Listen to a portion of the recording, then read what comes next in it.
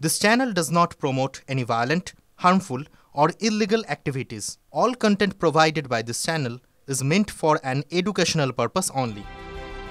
Train ছাড়ার সময় হয়ে গেছে, এদিকে জোড়াই হয়নি আস্ত একটা কামড়া। এমনই অদ্ভুত ঘটনার সাক্ষী রাজধানীবাসী।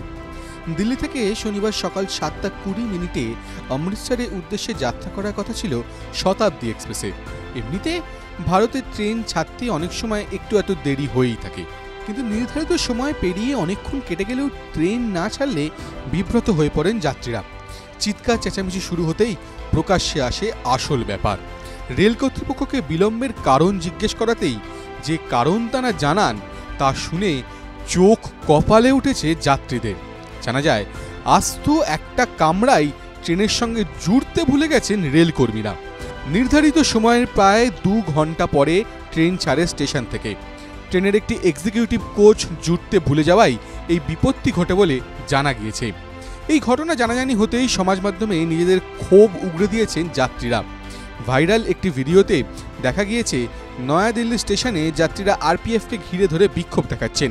অনেক যাত্রী সমাজ মাধ্যমে ক্ষোভ উগড়ে দিয়ে জানিয়েছেন, গন্তব্যে তাদের নির্ধারিত কিছু কাজ ছিল, কারোর কলেজের অনুষ্ঠানে যোগ দেওয়ার কথা ছিল। ট্রেন দেরিতে চলার কারণে সেই কাজ তারা করতে পারেননি। বিপাকে পড়েছেন পর্যটকেরাও। এখনও অবধি রেল কর্তৃপক্ষের তরফে কোনো বিবৃতি না এলেও একটি বেসরকারি সংবাদ মাধ্যমের দাবি, নিজেদের ভুল স্বীকার করেছে রেল। তদারকির ভুলে বা লজিস্টিক সাপোর্টের ভুলের কারণেই এক্সিকিউটিভ কামরাটি শতাব্দী এক্সপ্রেসের সঙ্গে জোড়া হয়নি বলে জানিয়েছে তারা। কিভাবে এত বড় ভুল হলো তাও খতিয়ে দেখা হচ্ছে। টিভি9 বাংলা ডিজিটাল।